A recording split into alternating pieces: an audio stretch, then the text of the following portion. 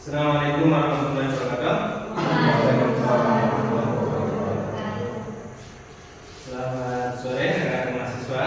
Oke, baik, hari ini kita akan membahas perkuliahan tentang perbedaan konseling individu dan kelompok ya. Kemarin kita sudah membahas tentang perkuliahan, pengantar perkuliahan materi psikologi konseling dan kelompok di pertemuan pertama ya. Hari ini kita pertemuan ketiga. Baik, sebelum kita mulai perkuliahan, saya akan absen dulu ya. Indah Lestari, Wahyu, Muhammad Kasim, Ernawati, Ahmad. Oke, tinggal satu ya, Nur Laila. Oke, ini adalah materi kita yang akhirnya, yaitu tentang materi psikologi konseling dan kelompok dan individu ya. Oke, sebelum kita mulai masuk materi, kira-kira ada yang tahu nggak apa itu konseling? Mohon maaf, konseling itu apa sih? Dalam pikiran konseling itu apa? Ada yang tahu nggak? Konseling itu apa sih? Silakan. Proses membantu pemecahan masalah antara seorang konselor dengan kliennya. Oke, bagus. Ya, benar. Sesuai dengan yang kita bahas minggu kemarin, konseling yaitu proses bantuan ya, bantuan pemecahan masalah yang dilakukan oleh konselor kepada klien ya. Nah, hari ini kita akan membahas tentang apa sih perbedaan konseling individu dan kelompok. Jadi konseling itu kan pada hakikatnya proses bantuan, tetapi ketika kita terjun di lapangan, nanti kita akan menemukan dua model konseling, yaitu konseling individu dan kelompok. Nah, konseling individu yaitu suatu proses bantuan yang diberikan konselor secara individual kepada satu klien, ya. Dan biasanya masalahnya itu lebih bersifat rahasia, ya, lebih bersifat individual. Nah, tujuannya pertama membantu individu atau klien itu sendiri untuk memahami diri dan masalahnya secara mendalam. Kadang-kadang nih seorang klien itu kan malu bercerita kepada teman-temannya, kepada keluarganya, akhirnya dipendam sendiri.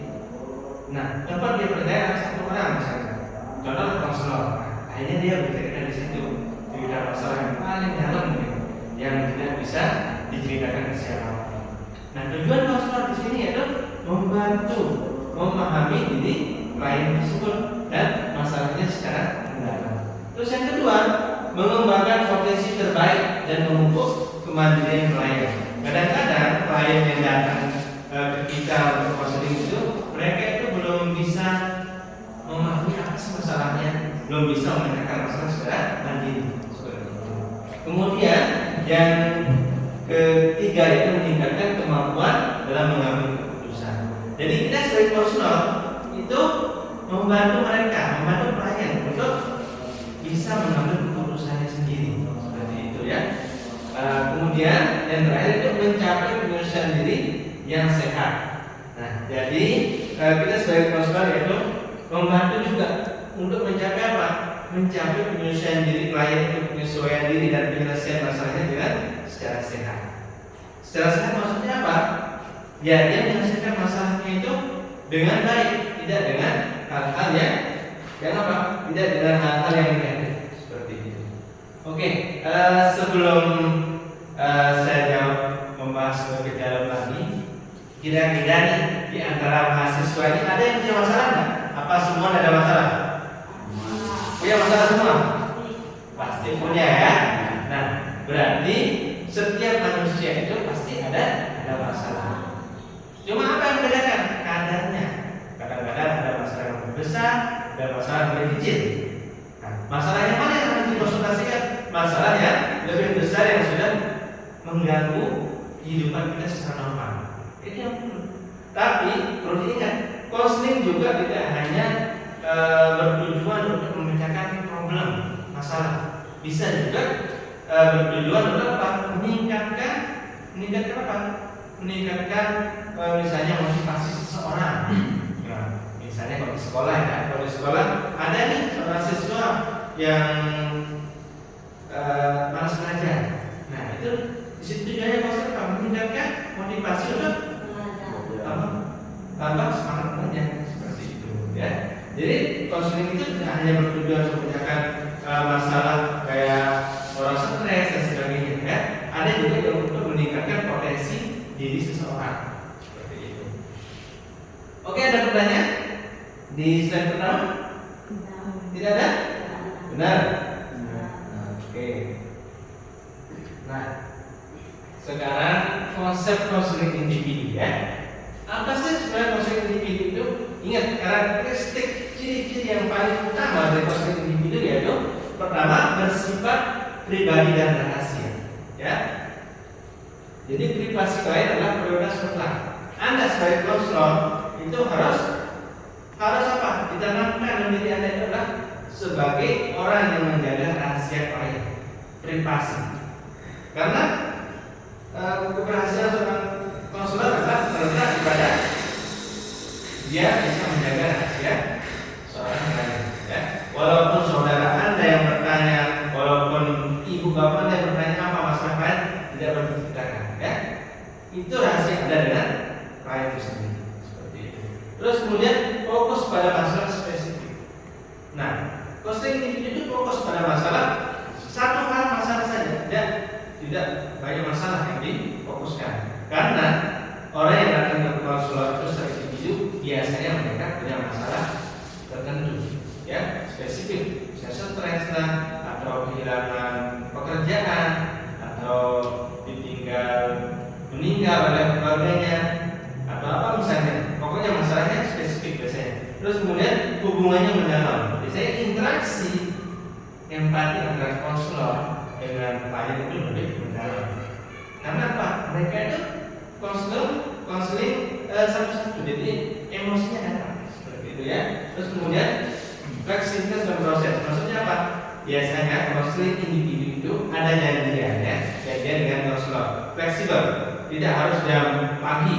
Kadang-kadang konseling individu itu bisa dilakukan jam sore, jam siang, tergantung kesepakatan antara individu dengan individu sebagai klien dan konselor.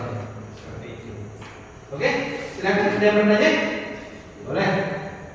Masa nggak ada yang bertanya nih sama mahasiswa ini? Hah? Oke, silakan. Boleh bertanya. Apa aja? Nggak ada? Udah paham semua? Nah, ini saya tanya nih harus paham, ya. Oke, mungkin kita lanjut aja ya. Kalau ada yang bertanya, kita lanjut ke konseling kelompok. Nah, ini konseling kelompok. Oke, tadi kita sudah membahas tentang konseling individu. Sekarang kita akan lanjut ke konseling kelompok.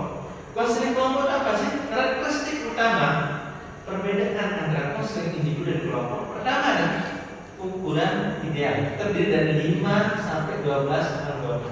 Artinya klien itu tidak hanya satu orang di sini. Klien datang ke konselor itu biasanya terdiri dari 5 orang atau 12 orang secara berkelompok. Itulah bedanya tadi. Konseling individu cuma 1 orang. Konseling kelompok terdiri dari 5 orang sampai 12 orang klien. Yang ditangani oleh satu konselor. Seperti itu ya. Kemudian saling berinteraksi. Jadi ini antara satu klien sampai 5 orang klien berinteraksi mereka ketika datang ke konselor ya. Biasanya kategori masalahnya itu biasanya masalah secara umum, tidak spesifik. Masalahnya apa? Masalahnya umum aja gitu ya, bukan rahasia. Misalnya apa? Misalnya yang bersifat umum itu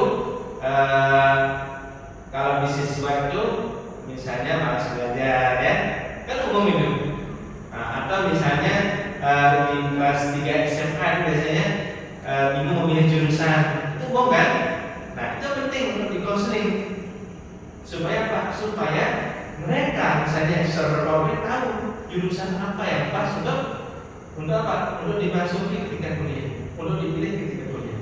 Nah, kemudian kekuatan kelompok memahami, memanfaatkan dinamika kelompok sebagai media perubahan.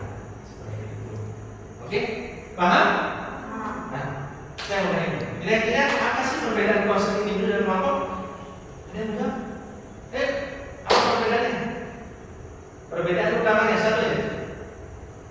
Oke, silakan. Jika konseling kelompok adalah konseling yang dilakukan secara berkelompok terdiri dari 5 sampai 12 Oke. orang. Terus? Kemudian yang individu antara satu orang individu antara klien dan konselor. Oke, bagus. Nah, ya itu ya. Itu perbedaannya konseling individu dan kelompok. Sekarang untuk lebih memahami pelajaran tentang konseling individu dan kelompok, saya akan kasih salah satu video pembelajaran ya. Video pembelajaran, di situ ada praktik konselingnya, terus kemudian apa perbedaan mendasar antara konseling individu dan kelompok. Oke, bisa dilihat ya. Ini saya akan sajikan video pembelajaran tentang konseling individu dan kelompok. Ya, Assalamualaikum warahmatullahi wabarakatuh. Hari ini kita akan membahas materi tentang konseling individu dan konseling kelompok. Melalui materi ini, kita akan memahami pengertian, tujuan, serta perbedaan antara kedua jenis layanan konseling tersebut. Konsep konseling. Konseling adalah proses bantuan yang dilakukan oleh seorang konselor kepada individu atau kelompok yang mengalami masalah, kesulitan, dan lain-lain. Konsep dasar konseling. Hubungan bantuan antara konselor dan klien berpusat pada klien, yaitu membantu klien menemukan solusi yang sesuai dengan dirinya. Proses komunikasi yang terarah untuk memahami masalah dan mencari alternatif pemecahan. Tujuan konseling: membantu individu memahami diri dan lingkungannya, membantu memecahkan masalah yang dihadapi, di antaranya satu, masalah pribadi, seperti rendah diri, stres, kecemasan, kesedihan, atau kebingungan dalam mengambil keputusan. Dua, masalah keluarga, konflik dengan orang tua, pasangan, saudara, atau masalah dalam rumah tangga. Tiga, masalah sosial, kesulitan bergaul, konflik dengan teman, atau kurangnya keterampilan komunikasi. Empat, masalah karir dan pekerjaan, memilih pekerjaan, mengembangkan karir, atau mengatasi tekanan di tempat kerja. Konseling juga bertujuan untuk mengembangkan diri, mengenali potensi, meningkatkan kepercayaan diri, dan merencanakan masa depan. Konseling dibagi menjadi dua, yaitu konseling individu dan kelompok. Satu, konseling individu. Konseling individu adalah proses pemberian bantuan yang dilakukan secara tatap muka antara konselor dan konseling klien untuk membantu konseling memahami diri, mengatasi masalah, mengambil keputusan, serta mengembangkan potensi yang dimilikinya. Dua, konseling kelompok. Konseling kelompok adalah proses pemberian bantuan yang dilakukan oleh seorang konselor kepada beberapa konseling dalam suasana kelompok untuk membantu mereka memahami diri, mengatasi masalah, mengembangkan kemampuan sosial, dan mencapai perkembangan yang optimal melalui dinamika kelompok. Itu perbedaan dengan konseling. Ini contoh proses konseling ya. Konselor. Ini ada satu dua, ada konselor, dan Hari ini nah, bisa dilihat. Baik, Pak. Nanti akhir-akhir ini saya sih memikirkan karir dan masa depan saya. Konselor, apa yang membuat dan memikirkannya? Klien, saya merasa bingung harus memilih jalan yang mana. Teman-teman saya sudah punya pekerjaan tetap, ada yang sudah menikah juga. Sedangkan saya masih merasa jalan di depan. Konselor, saat melihat teman-temanmu sudah lebih maju, apa yang kamu rasakan? Klien, saya jadi minder, Pak. Kadang merasa tertinggal dan tahu masa depan saya tidak sebaik mereka. Konselor, saya paham perasaan. Tapi coba ingat, setiap orang punya waktu dan jalannya masing-masing. Membandingkan diri dengan orang lain justru bisa membuatmu kehilangan fokus. Oke, dari praktik konselor ini kira-kira sudah lebih bisa dipahami tidak? Nah, itu ya mudah sekali. Oke, kalau begitu nanti kita akan lanjut di sesi diskusi ya. Dan saya harap juga rekan-rekan mahasiswa bisa praktik, ya, bisa praktik mungkin secara individu dan berpasangan ya, antara satu mahasiswa dan satu mahasiswa yang lain. Ini kan jumlahnya ada 6 orang, nanti bisa dibagi jadi 3 kelompok ya, 3 orang, satu jadi konseling, satu jadi konselor, satu jadi klien ya. Nah, dari berdasarkan video yang sudah ditayangkan tadi, mudah kan? Mudah kan? Oke,